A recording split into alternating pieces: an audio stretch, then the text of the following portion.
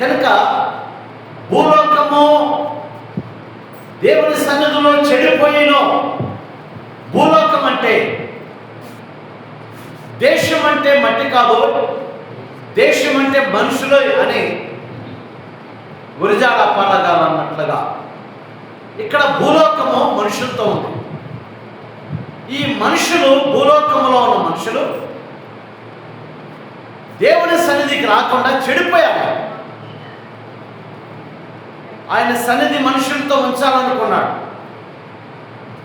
2000 సంవత్సరాల కిందట యేసుక్రీస్తు వారు భూమి మీదకి వచ్చి మానవులందరి కోసం ఆయన సిలువేయబడి, రక్తం కార్చి, సమాధి చేయబడి తిరిగి లేచాడు. ఆయనతో ప్రజలతో ఆయన సహవాసం చేయాలని భూలోకానికి వచ్చాడు.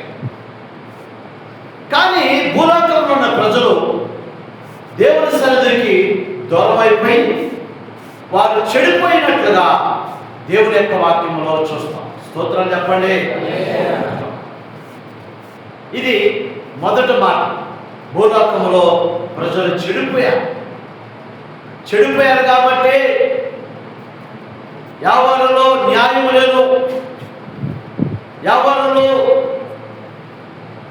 నీతి లేదు, ఎవరిలో కూడా యథార్థత లేకుండా పోయింది. అందుకే రోమపత్రికలో అపోస్తలుడు పౌలు గారు 3వ అధ్యాయంలో రాస్తూ, నీతిమంతుడు లేడు, ఒక్కడు లేడు, గ్రహించేవాడు లేడు, అందరూ పాపం చేసి దేవుడు అనుగ్రహించిన మహిమను పొందలేకపోతున్నారని దేవుడి యొక్క వాక్యంలో మనం చదువుతూ వస్తున్నాం. హల్లెలూయా. దీన్ని బట్టి మనం చూస్తే దేవుడా, భూలోకం అంతా చెడిపోయింది. భూలోకంలో మానవులందరూ పాడైపోయారు కాబట్టి బాగు చేయటానికి యేసు ప్రభువారు 2000 సంవత్సరాల కిందట భూలోకానికి వచ్చారు. హల్లెలూయా. ఆయన వచ్చేటప్పుడు దీనుడిగా వచ్చాడు. ఆయన రాజు గృహంలో జన్మించలేదు, లేకపోతే సామంత గృహంలో జన్మించలేదు. మానవులందరూ రక్షించడానికి మానవ రూపములో దీనుడై తగ్గించుకుని ఆ పరలోక మహిమను విడిచి కోటి సూర్యకాంతులైన ఆ మహా తేజస్వంతుడైన ఆ దేవుని తనకు తానుగా తగ్గించుకుని భూలోకానికి వచ్చి మానవ రక్షించడానికి ఆయన భూమి మీదకి రావాల్సి వచ్చింది. కానీ ఆ రక్షణ ప్రజలు నిర్లక్ష్యం చేస్తున్నారు. చాలా మంది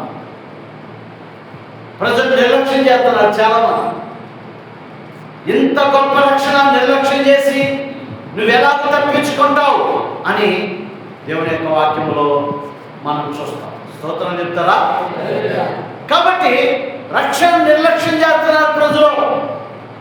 దేవుని ఎత్తుకు రాకుండా, దేవుని సన్నిధిలో గడపకుండా, దేవుని మాట వినకుండా, దేవుని ఆజ్ఞను పాటించకుండా ప్రజలు పాడైపోతున్నారు. దేవుని యొక్క వాక్యంలో కదా నిర్గమకాండము 32వ అధ్యాయము 7వ వచనం చదవండి. 32:7. కాగా దేవుడు మోషేతో ఇట్లనెను, నువ్వు దిగి వెళ్ళుము, ఐగుప్తు దేశములో నుండి నేను రప్పించిన ఈ ప్రజలు చెడిపోయిరి, నేను వారికి నియమించిన త్రోవ నుండి వారు త్వరగా తొలగిపోయేది. చూడండి దేవుడా, 2000 సంవత్సరాల కిందట పరలోకం నుంచి భూలోకానికి నుంచిన యేసు ప్రభువారికి ముందు జరిగిన సంఘటన. నిర్గమకాండములో యాకోబు కుమారుడైన యోసేపు ఫస్ట్ ఐగుప్తు దేశానికి బానిసగా వెళ్ళాడు. తర్వాత దేవుడు ఆయన యథార్థతను బట్టి, పరిశుద్ధతను బట్టి ఐగుప్తుని వెళ్ళే భాగ్యం ఇచ్చాడు. ఆ భాగ్యంలో భాగంగా ఈ యోసేపు తన అన్నలను తండ్రిని తీసుకుని ఐగుప్తులో నివాసం చేయడానికి వెళ్ళాడు, గోషేను ప్రాంతంలో. అట్లా 430 సంవత్సరాల తర్వాత ఇశ్రాయేలీయులు యోసేపు ఎరగని ఫరో మరొక ఆయనకి వచ్చాడు. ఆ ఫరో కాలంలో ఇశ్రాయేలీయులు రథాల కింద గుర్రాల కింద నలిగిపోవటం దేవుడు చూసి వారు మొరపెట్టుకోవటాన్ని బట్టి దేవుడు వారిని రక్షించడానికి మోషే నాయకత్వంలో పదాద్భుతాల చేత ఇశ్రాయేలు ప్రజల్ని ఐగుప్తు దేశం నుంచి బయటికి తీసుకొచ్చారు. స్తోత్రం చేస్తారా? ఇలా బయటకు వచ్చిన దేవుడు ప్రజలు మోషే కాలంలో దేవుడు ధర్మశాస్త్రం ప్రజలకి ఇవ్వాలని ఇష్టపడి మోషేని కొండపైకి, హోరేబు కొండపైకి రమ్మని దేవుడు తెలియజేశాడు. ఆ ప్రకారం అహరోనుని ప్రజలందరినీ జాగ్రత్త చూసుకోమని చెప్పి మోషే కొండపైకి ఎక్కి 40 రోజులు దేవునితో పగలు రాత్రులు గడిపాడు. దీనిలో భాగంగా ప్రజలందరూ కలిసి మమ్మల్ని ఐగుప్తు దేశం నుంచి తీసుకొచ్చిన మోషే ఏమైపోయాడు కాబట్టి, అయ్యా యాజకుడు అహరోనా, మాకు ముందు నడవటానికి మాకు ఒక దేవుడు కావాలి అని చెప్పి అహరోన్ని వాడు బలవంతం చేస్తే అహరోన్ ఏం చేశాడు సార్? మనకు ఒక నాయకుడు ఉన్నాడు, మనకు దేవుడు ఉన్నాడు. నాయకుడు ఏం చెప్తాడో ఆ ప్రకారం దేవుడు చెప్తాడు, దేవుడు ఏం చెప్తాడో అది ఆ ప్రకారం నాయకుడు చెప్తాడు. కాబట్టి ఆ నాయకత్వ లక్షణాల్లో మనం ముందు సాగాలయ్యా. కాబట్టి ఎవరి నిర్ణయాలు వారు తీసుకోబాకండి అని చెప్పేసి దేవుడు మాట్లాడాడు. హల్లెలూయా. మాట్లాడితే అహరోను మాట వారు నిర్లక్ష్యం చేయలేదు. నిర్లక్ష్యం చేయబడటాన్ని బట్టి ఏం జరిగిందంటే, వాళ్ళు మోషే లేని సమయంలో ప్రజలందరూ కలిసి అహరోను బలవంతం చేయగా అహరోను దానికి వాడి దగ్గర ఉన్న చెవులకి, అలాగే కళ్ళ ముక్కులకి, మెడకి, తలకి ఉన్న ఐగుప్తి బంగారం అంతా తీసుకొచ్చి అహరోనుకి ఇస్తే అహరోను వాటిని కరిగించి పొగరంలో పోసి వాళ్ళకు ఒక దూడను తయారు చేశాడు. ఆ దూడను తీసుకుని వారు ఐగుప్తు దేశం నుంచి మనల్ని తీసుకొచ్చిన యెహోవా ఇదే అని ఇశ్రాయేలు ప్రజలందరూ దారి తప్పిపోవటానికి ఇదిగో అహరోను ఒక భాగం బాధ్యుడైపోయాడు. రెండవ భాగం ఐగుప్తు దేశం నుంచి బయటకు వచ్చిన తర్వాత మోషే కంటే పెద్ద వయసు కలిగిన వాళ్ళందరూ కూడా తిరుగుబాటు చేసి అట్లా ప్రజలందరూ దారి తప్పిపోవటానికి కారకులయ్యారు. అది గమనించిన దేవుడైన యెహోవా మోషేతో అంటాడు, మోషే, నీవు ధర్మశాస్త్రం నీకు ఇచ్చాను, కానీ ఈ ప్రజలు ఎంతో త్వరగా చెడిపోతాను అనుకోలేకపోయాను. వారు చెడిపోయారు, కిందకెళ్ళి చూడు అని చెప్తే దేవుడల్లా ఆ దేవుడు ఇచ్చిన ఆజ్ఞను తీసుకుని మోషేకి ఎత్తుకొస్తే ఈ దేవత అనేటువంటి ఈ దూడ చుట్టూ ప్రజలు కేకలు వేసుకుంటూ గంతులు వేసుకుంటూ తిరుగుతూ ఉన్నారు. అలా చెడిపోయారు వారు. దేవుడు భూలోకంలో చూసినప్పుడు అది చెడిపోయింది. దేవుడి ప్రజలారా, ఐగుప్తు దేశం నుంచి వచ్చిన ఇశ్రాయేలు ప్రజలు అహరోను కాలంలో వారు చెడిపోయారు. ఇంకో మాట చూద్దాం, దేవుని యొక్క వాక్యంలోకి వెళ్దాం. ద్వితీయోపదేశకాండము 4వ అధ్యాయము 16వ వచనం చదవండి. 16వ వచనం. కావున మీరు చెడిపోయి భూమి మీద ఉన్న ఏ జంతువు సరిపోతాం. ఇక్కడ మీరు చెడిపోయారు. ఎందుకు తెలుసా? మీకు నచ్చిన మార్గంలో గుండా మీరు వెళ్ళిపోతున్నారు. మీకు ఒక నాయకుడు ఉన్నాడు, మీకు ఒక దేవుడు ఉన్నాడు, మీకు ఒక లేఖన గ్రంథం ఉంది. ఈ గ్రంథాన్ని అనుసరించాలి. ఈ గ్రంథాన్ని అనుసరించడానికి మీకు మధ్య, దేవునికి లేఖనానికి మధ్యవర్తి అయిన సేవకుని పెట్టాడు దేవుడు. ఈ సేవకుని మాట వెనుక, లేఖనము మాట వెనుక, మిమ్మల్ని సృష్టించిన సృష్టికర్త దేవుని మాట వెనుక ఎంతకాలం తిరుగుబాటు చేస్తారంటూ వీళ్ళు చెడిపోయిన ప్రజలైపోయారు. చెడిపోయారు కాబట్టి వారికి నచ్చిన మార్గాల గుండా ప్రజలు వెళ్ళిపోతున్నారు.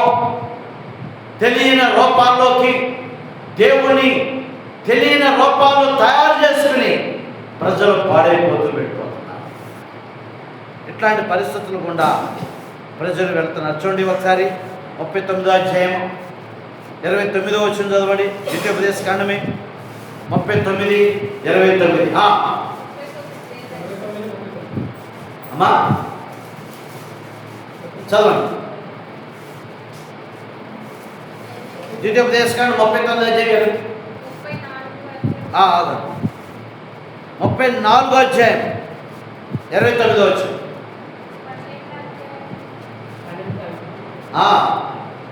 ఇక్కడ కూడా మనం గమనించినట్లయితే అదే ద్వితీయోపదేశకాండం రెండోసారి దేవుడు మాట్లాడి ఆయన భూలోకమును చూసినప్పుడు అది చెడిపోయింది అని చెప్పేసి రాశాడు. రెండోసారి దేవుడరా, భూలోకములో మానవులు చెడిపోయారు, వారు వివిధ తంత్రములు కల్పించుకుని పాడైపోయారట. వివిధ తంత్రములు కల్పించుకుని ఆది కాండంలోకి వెళ్దాం, 6వ అధ్యాయంలోకి వెళ్దాం.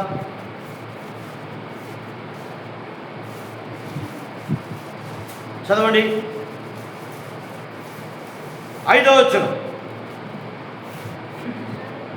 నరులో చెడుతనము భూమి మీద గొప్పదనియు వారి హృదయం యొక్క తలంపులోని ఊహంత ఎల్లప్పుడూ కేవలం చెడ్డదని యెహోవా చూచి భూమి మీద నరులను చేసినందుకు యెహోవా సంతాపపడ్డాడంట.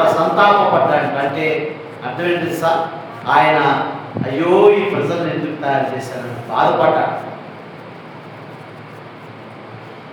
దేవునికి సంతాపం కలగజేసేంత బాధ ప్రజలు తీసుకొచ్చారు. స్తోత్రం చెప్తారా? కనుక ఈ రాత్రి కాలంలో దేవుడు వాక్యం వింటున్నారా, ఇది మొదటి మాట. దేవుడు భూలోకం చూసినప్పుడు అది చెడిపోయింది. ఇది మొదటి మాట. వారు వివిధ మార్గాలు కూడా మార్గాలు ఎన్నుకుని వారి ఆశలు కొద్దీ వారి ఉద్దేశాల కొద్దీ ఆ మార్గములు వెళుతూ వారి జీవితాలు పాడు చేసుకున్నారు.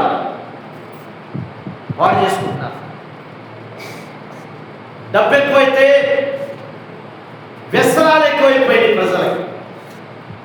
డబ్బు ఎక్కువైతే చెడు అలవాట్లు ఎక్కువైపోయినాయి ప్రజలకి. పలుకుబడి ఎక్కువైతే, బంధువులు ఎక్కువైపోతే, రక్త సంబంధాలు ఎక్కువైపోతే చీకటి కార్యాలకి దాపరించిపోతున్నారు ప్రజలు. ఎంతటి దారుణమైన పరిస్థితులు గుండా ప్రజలు వెళ్ళిపోయారు. దేవుడు హల్లెలూయా. కాబట్టి మనము ఈ లేఖనాలు అన్నిటిని బట్టి మనం గమనిస్తే